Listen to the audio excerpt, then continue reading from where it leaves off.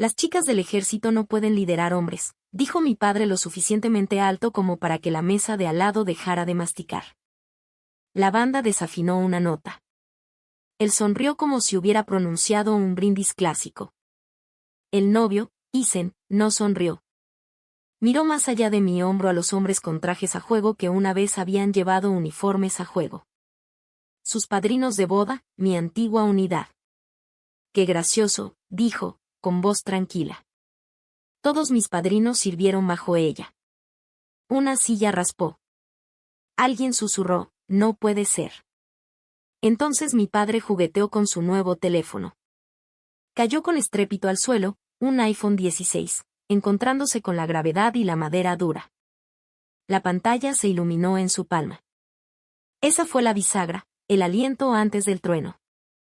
2 horas antes, me encontraba en el pasillo de la iglesia con una horquilla entre los dientes, intentando meter un mechón rebelde en un moño.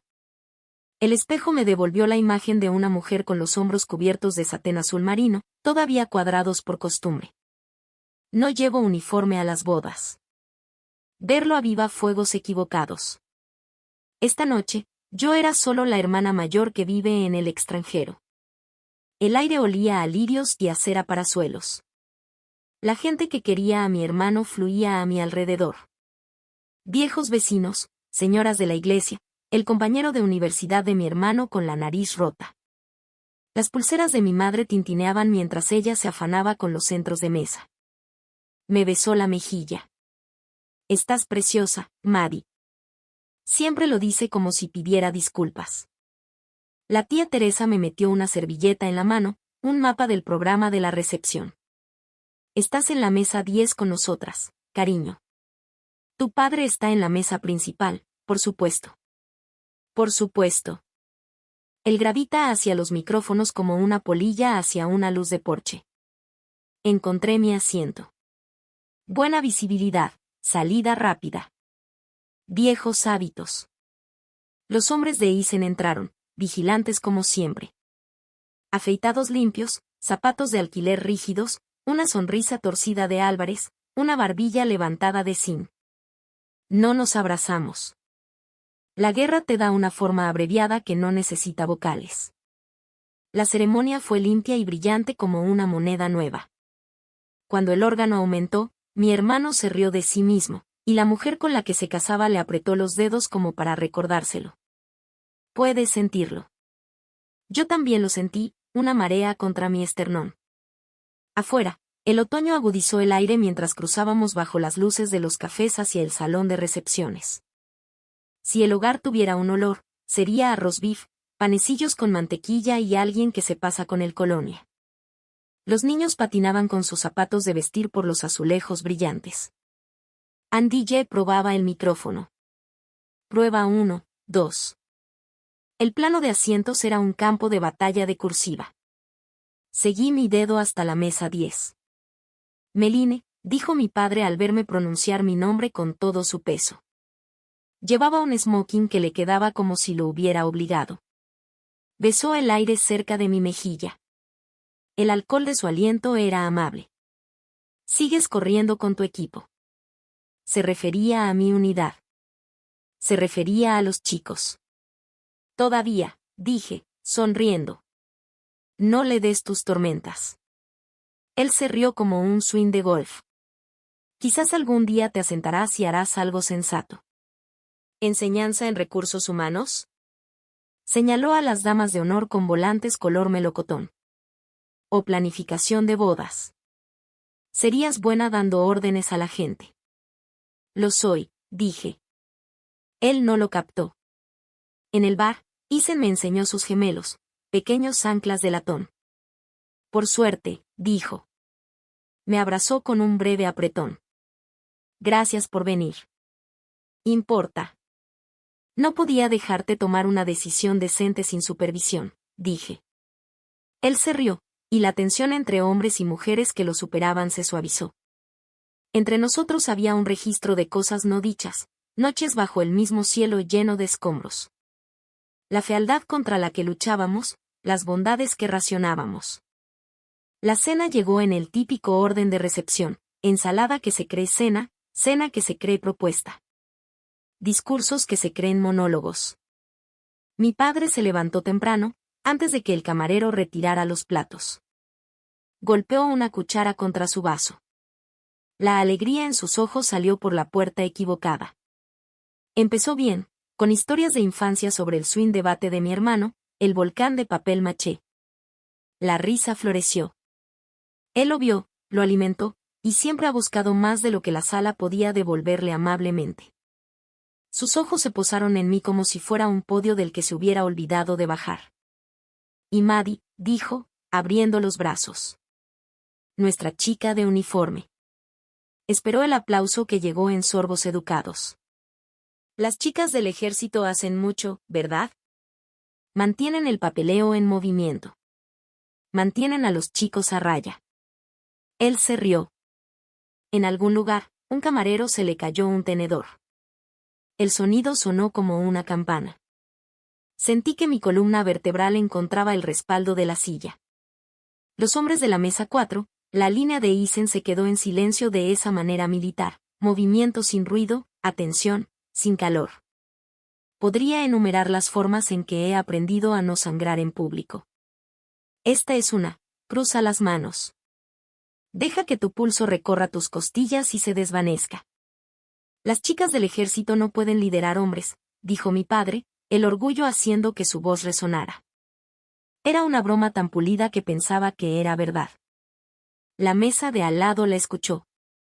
Todos la oyeron. La sala se dobló hacia él como hierba hacia el viento. Escuché la inhalación de mi madre, fina y deshilachada. La boca de la novia se abrió y se cerró, un pequeño pájaro que no podía aterrizar. Álvarez inclinó la cabeza como si estuviera apuntando un tiro. Isen, mi hermano pequeño con un anillo y una columna vertebral que reconozco porque le ayudé a construirla, se quedó quieto. Gracioso, dijo. Desde aquí, su voz sonaba mayor que su traje. No se dirigió a mi padre. Habló a la sala, al lugar que el desprecio crea en las personas y a la forma en que se derrama. Todos mis padrinos sirvieron bajo ella. Silencio. La pata de una silla raspó. Los ojos se dirigieron a la fila de hombres de negro alquilado. La mano de mi padre se contrajo. El teléfono que había estado usando como accesorio se deslizó, rozó el borde del mantel y saltó. Cayó al suelo con un sonido caro, lo suficientemente brillante como para ser divertido y no. En algún lugar, el DJ apagó la música sin querer. Nos sentamos en una burbuja de nuestro aliento, a segundos de estallar. No hablé. No tuve que hacerlo. La venganza no siempre es una hoja. A veces es un espejo que sostienes en una habitación bien iluminada. Ese fue el momento antes del momento. El aire olía a cítricos del bar, a polvo caliente de las luces, a la fragancia metálica de un micrófono esperando una mano. A nuestro alrededor, 100 vidas pausaron sus tenedores en el aire como si necesitaran permiso para tragar. Tenía 9 años la primera vez que mi padre dijo algo sobre chicas en el ejército. Estaba a mitad de una cerveza Miller Lite, viendo un partido de fútbol en nuestro salón. En la televisión, el espectáculo de medio tiempo dio paso a un anuncio de reclutamiento con una mujer con uniforme de combate saltando de un helicóptero hacia el polvo y la luz del sol. Papá soltó una risa áspera. ¿Qué va a hacer? ¿Ordenar al enemigo alfabéticamente? Los hombres de la sala, tíos, vecinos, se rieron también. Mi madre no. Doblaba la ropa en la puerta, sus manos se movían más rápido. Así empezó todo para mí. No el ejército, sino el saber. El saber que en el mundo de mi padre, yo ya estaba fuera de mi carril antes de haber puesto un pie en él. En secundaria, quería la disciplina, el desafío, el horizonte. Quería el sonido de las botas y la grava antes del amanecer, la cadencia en mi pecho cuando el sargento de instrucción llamaba. No era rebelión. Era claridad. No huía de casa. Corría hacia mí misma. El día que traje a casa los papeles de reclutamiento, papá apenas levantó la vista de su portátil. Esto es una broma, ¿verdad? No. Me hirió aún más. ¿Crees que vas a llevar un rifle? ¿Liderar hombres? Te pondrán en una oficina. Los ojos de mamá se movieron entre nosotros. Abrió la boca, la volvió a cerrar. Me conformo con una oficina si forma parte de la misión, dije. Él se recostó en su silla, el vaso de cerveza golpeando el escritorio. La misión es matar a los malos, Maddie. Archivar formularios no gana guerras. No respondí. No porque no tuviera una, sino porque a los 16 entendí que su mente era una puerta cerrada que no debía abrir. El entrenamiento básico fue un crisol que quemó todo lo blando. En Fort Leonard Wood, Missouri, aprendí a disparar, a marchar hasta que mis pies gritaron, a dormir en rodajas de 3 minutos cuando el mundo lo permitía. Aprendí que mi voz podía oírse por encima del viento y los motores, que mis manos podían levantar más de lo que pensaba, que mi cuerpo podía correr hacia el sonido de los disparos sin pedir permiso a mi miedo. Pero también aprendí que la voz de papá vivía en las bocas de otras personas. ¿Seguro que estás hecha para esto, señora? Eres pequeña para ser líder de escuadrón. No te lastimes, cariño. Me gané mis galones en arena y sudor. Cada ascenso era un clavo más en el ataúd de su versión de mí. Pero cada vez que volvía a casa de permiso, él me presentaba en las barbacoas como un acto de novedad. Esta es mi hija. Toca a la soldado para el tío Sam. Se convirtió en el ritmo de mi vida allí. Respeto y confianza. Aquí, una sonrisa y un encogimiento de hombros. La primera vez que desplegué en Afganistán fue una quemadura solar que nunca sanó. Lideré un pequeño equipo de combate, 4 hombres que no necesitaban quererme para seguirme, pero ambos lo hicieron de todos modos. Tomé la decisión. El ritmo se llevó el calor cuando las cosas salieron mal. Aprendí el peso de las decisiones que no podías deshacer. Una noche, bajo un cielo tan lleno de estrellas que parecía que iba a partirse. Álvarez me dijo: Señora, ¿sabe qué es por usted que vuelvo a casa entero? No respondí de inmediato. El viento estaba frío en mis dientes. Todos nos cubrimos las espaldas. Dije, sí. Él dijo, pero te seguimos a ti. Volver a casa después de eso se sintió como aterrizar en una versión más pequeña del mundo. Papá me recibió en el aeropuerto con vaqueros y una gorra. Entonces, ¿qué sigue?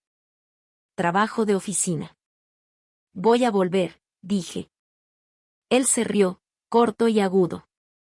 Supongo que la burocracia aún no ha terminado. Esa era la cosa con él. No siempre era ruidoso. No lo necesitaba. Sus despidos eran pequeños cortes que no sangraban hasta más tarde, cuando estabas sola y te preguntabas por qué picaba tanto. Así que cuando llegó la invitación de boda, cartulina crema, letras doradas, decidí que iría, no para cambiarlo, no para ganármelo, sino porque Isen me lo pidió, y Isen merecía que fuera. Y quizás en algún lugar, en el fondo de mi mente, me preguntaba si papá vería eso, si me vería una vez sin recurrir a la broma. Si Afganistán había sido mi prueba de fuego, Irak fue mi campo de pruebas. Para cuando envié mi segundo despliegue, había sido ascendida a primer teniente y se me había asignado mi propia platón, 32 soldados, la mayoría hombres, todos observando si me hundía o nadaba. No se trataba de ganarme su aprobación. Se trataba de mantenerlos vivos. Y eso aprendí rápidamente, significaba escuchar tanto como liderar. Caminé la línea entre los mapas en la tienda de mando y el barro bajo nuestras botas, hablando ambos idiomas, órdenes y confianza. Corrimos convoys de escolta por carreteras donde el aire brillaba con calor y tensión. Limpiamos compuestos donde el silencio se sentía como si te respirara en el cuello.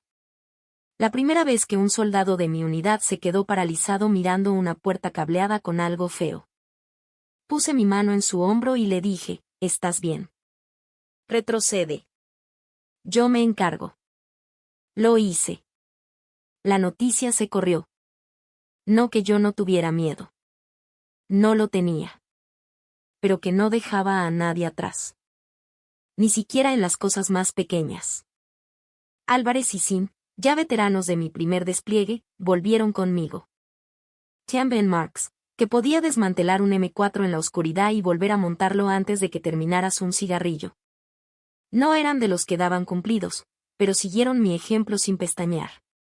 Una vez, después de una patrulla de 14 horas con 46 grados centígrados, encontré una botella de agua fría en mi equipo con una nota.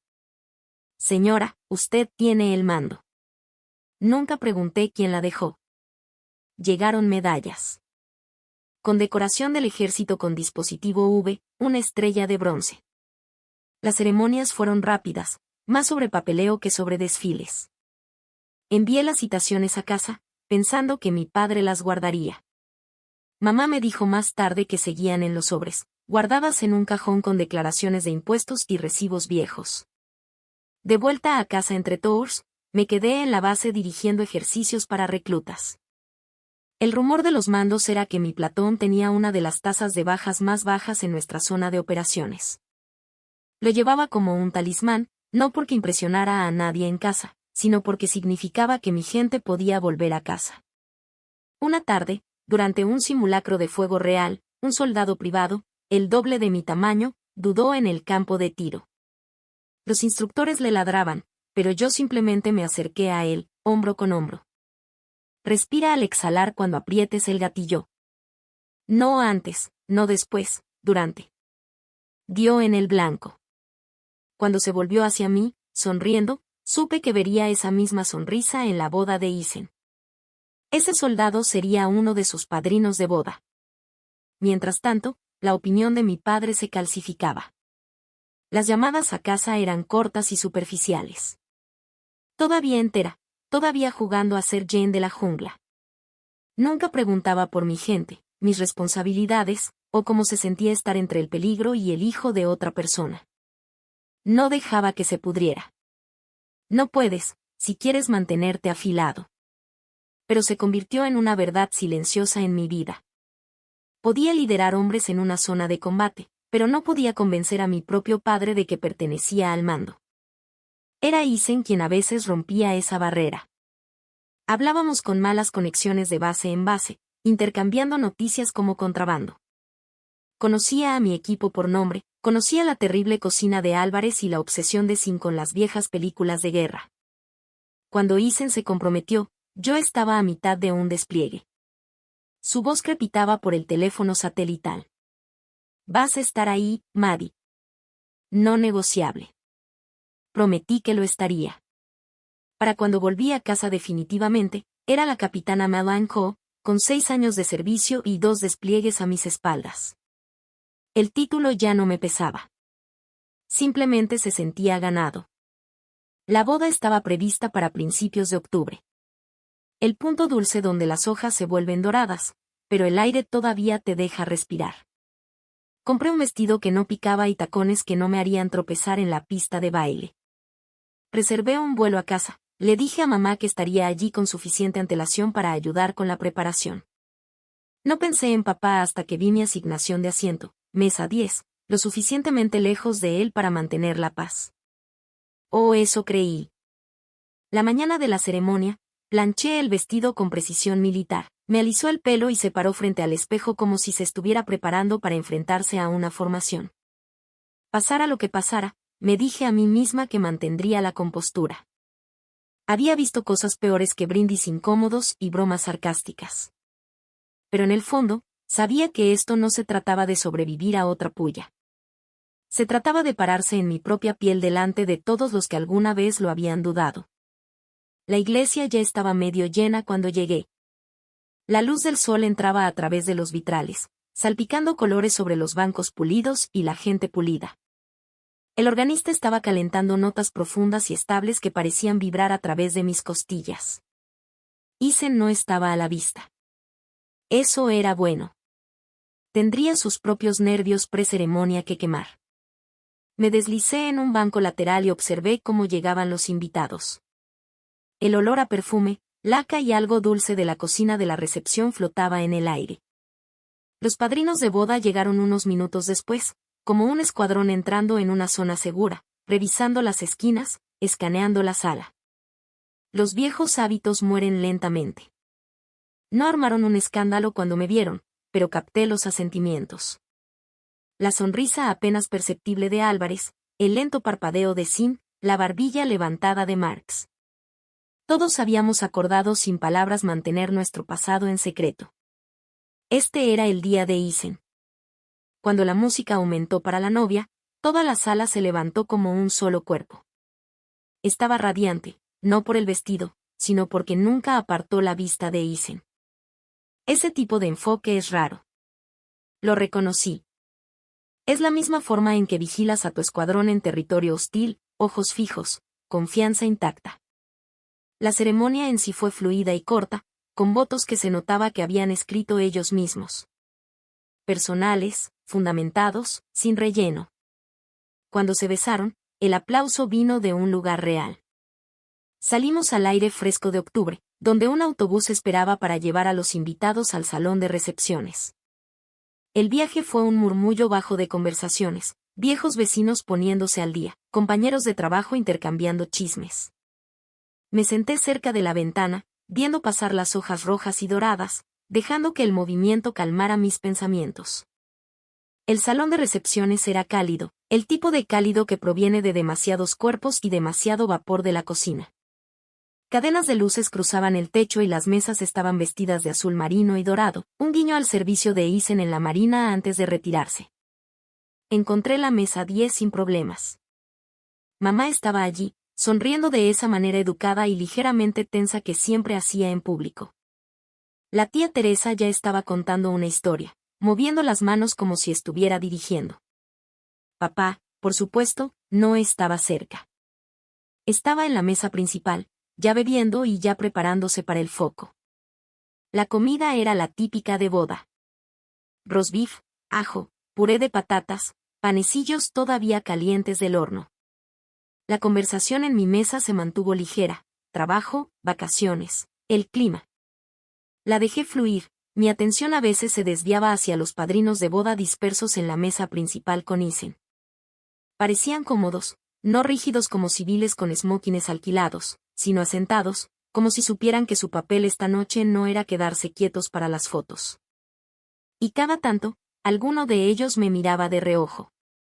No lo suficiente como para llamar la atención, pero lo suficiente como para recordarme que, pensara lo que pensara papá, la verdad estaba allí mismo, en blanco y negro. La cena estaba terminando cuando papá hizo su jugada. Se puso de pie con el vaso en la mano y lo golpeó con una cuchara hasta que la sala se silenció. El micrófono ya estaba allí. Por supuesto que lo estaba. Y no esperó a que nadie se lo diera. Damas y caballeros, comenzó, su voz resonando más de lo necesario. Tengo algunas palabras para mi hijo y su hermosa nueva esposa. La multitud respondió cálidamente. Empezó bien, compartiendo una historia sobre Isen cuando era niño, balanceando un bate más grande que su torso. La risa fue genuina, el aplauso ligero, pero constante. Luego cambió de tema. Y no olvidemos a mi hija Melini, nuestra propia chica del ejército. Sentí el cambio en el aire. La gente se giró hacia mí, sonriendo, educadamente, curiosa.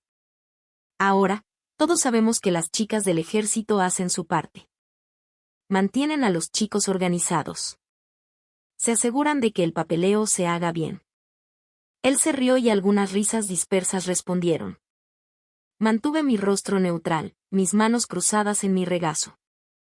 Pero seamos honestos aquí, continuó, animándose con su propio ritmo. Las chicas del ejército no pueden liderar hombres. Cayó como una bandeja mal colocada, un sonido agudo y metálico resonando. El tenedor de mi madre se congeló a medio camino de su boca. Una onda de incomodidad recorrió las mesas, y capté los ojos de la novia ensancharse antes de apartar la mirada. Al otro lado de la sala, la cabeza de Isen giró lentamente hacia nuestro padre. Los padrinos de boda se habían quedado quietos, sus expresiones indescifrables.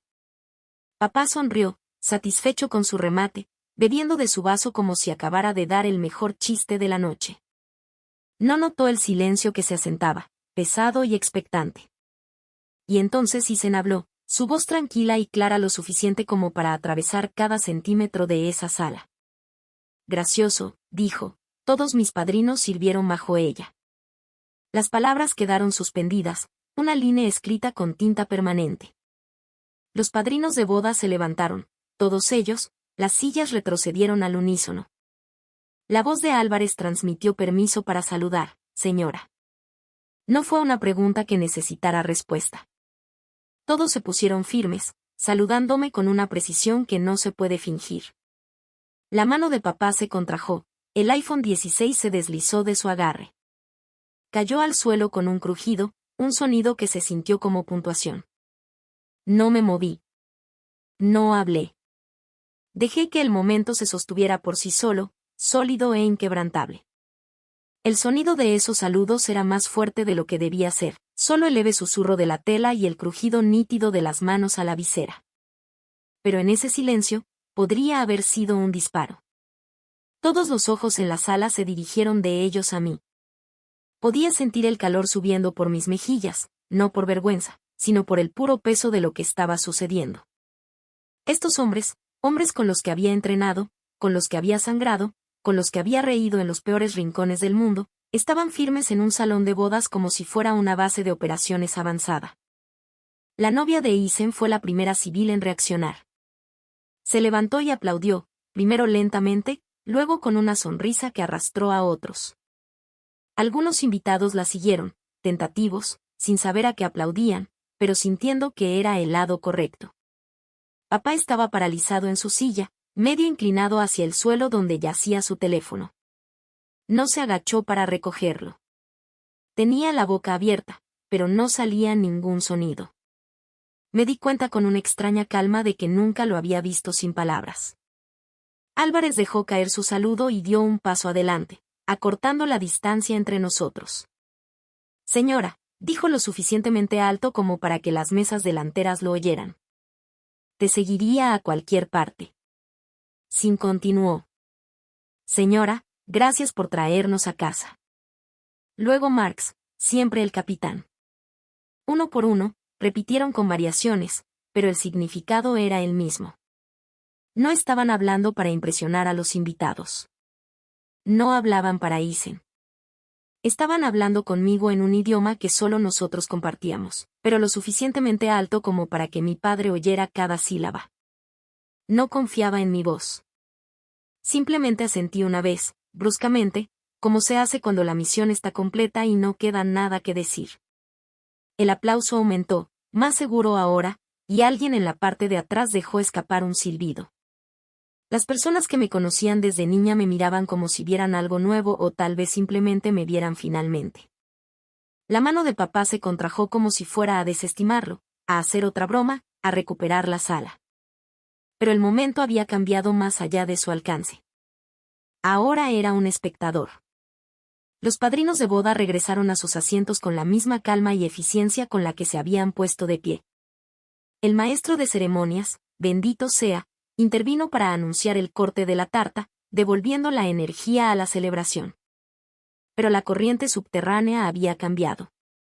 Cada vez que cruzaba la mirada con alguien, había esa mirada, respeto, curiosidad, tal vez un poco de culpa por haber creído alguna vez lo contrario. Isen se acercó cuando terminó la tarta. No lo planeé, dijo, sonriendo. Simplemente lo decidieron. Lo sé, dije. Mi voz era más firme de lo que esperaba. Por eso importa. No hablamos de papá. No tuvimos que hacerlo. Más tarde, mientras estaba al borde de la pista de baile, tomando agua y dejando que la música me envolviera, lo vi acercarse por el rabillo del ojo. Se detuvo a un par de metros, con las manos en los bolsillos. Durante un largo momento, simplemente me miró, como si estuviera calculando años de cosas no dichas. Supongo que no conocía toda la historia, dijo finalmente. Me encontré con sus ojos. Nunca preguntaste. Él se estremeció apenas, pero no respondió. Hizo un breve asentimiento y se dio la vuelta, desapareciendo entre la multitud. No fue una disculpa, pero fue lo más cercano que jamás había estado. Y quizás, de alguna manera, fue suficiente. La pista de baile se llenó lentamente después de la tarta, la pareja principal bailando un lento vals country. Me quedé en el borde, observando. Isen y su novia se movieron como si hubieran practicado, suaves vaivenes, sonrisas que eran solo para ellos.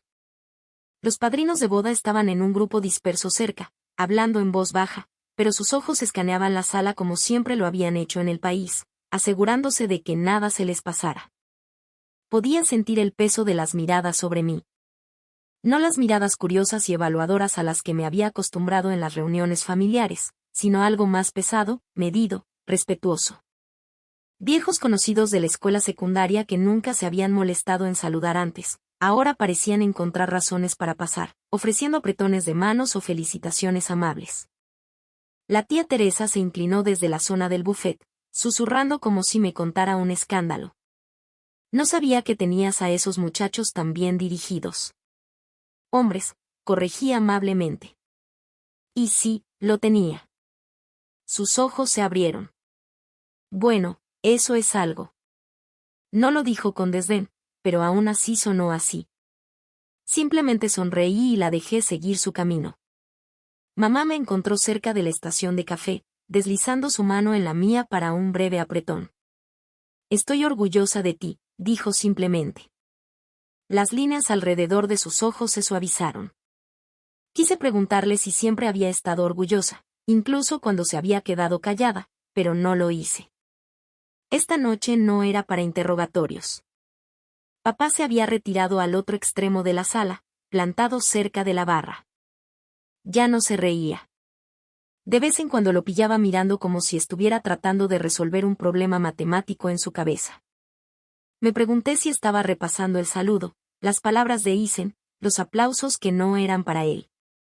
La novia hizo sus rondas agradeciendo a los invitados, sus faldas blancas rozando mi silla. Se detuvo y se inclinó.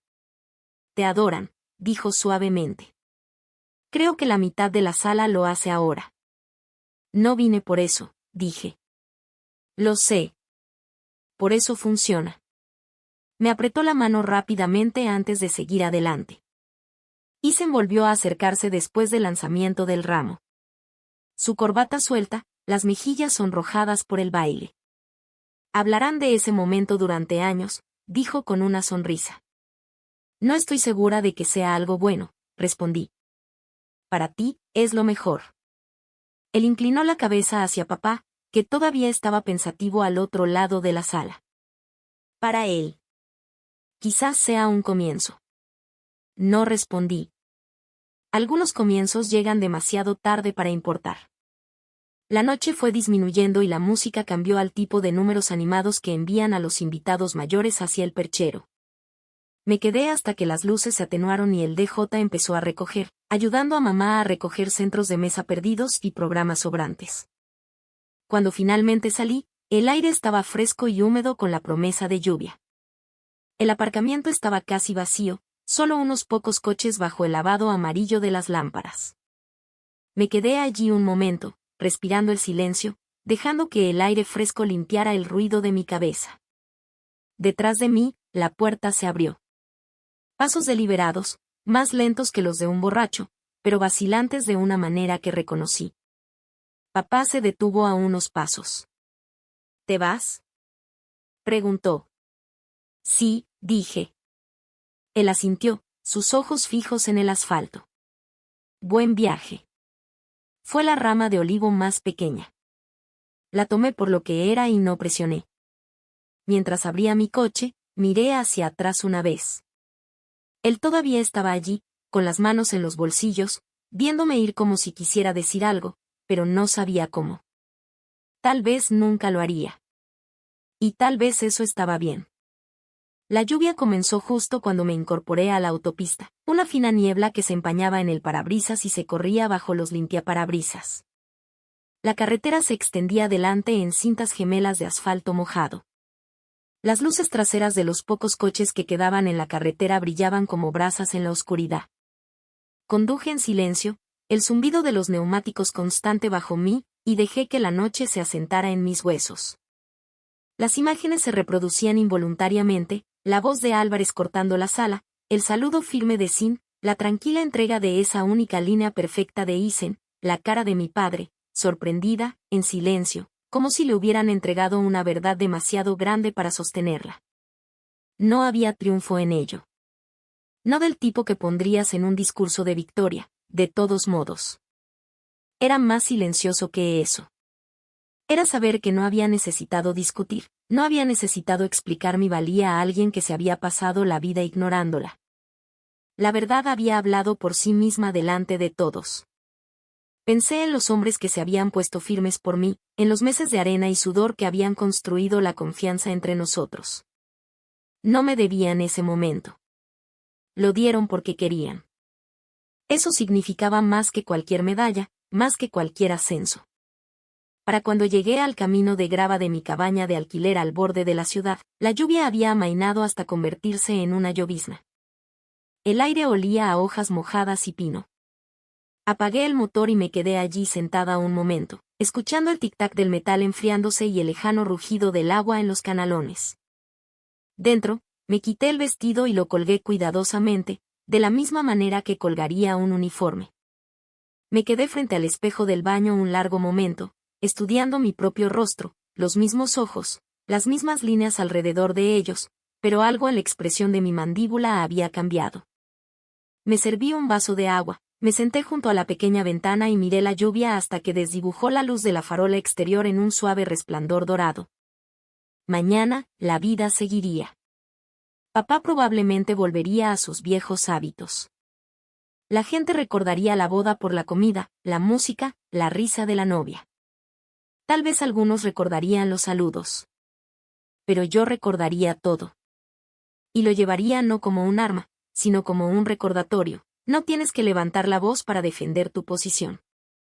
En algún lugar, un puñado de hombres que una vez lideré estarían de vuelta en sus propias vidas, sus propias familias. Y si alguna vez me necesitaran de nuevo para cualquier cosa, sabía la respuesta antes de que se hiciera la pregunta. Terminé el agua, dejé el vaso en el fregadero y dejé que el silencio me envolviera. Sin aplausos, sin discursos, solo la profunda y constante certeza de alguien que sabe exactamente quién es. Si alguna vez tuviste que luchar para que alguien te viera, si alguna vez te paraste en una habitación y supiste tu valor, incluso cuando nadie más lo hacía, comparte esta historia, porque alguien ahí fuera necesita escuchar que es suficiente tal como es.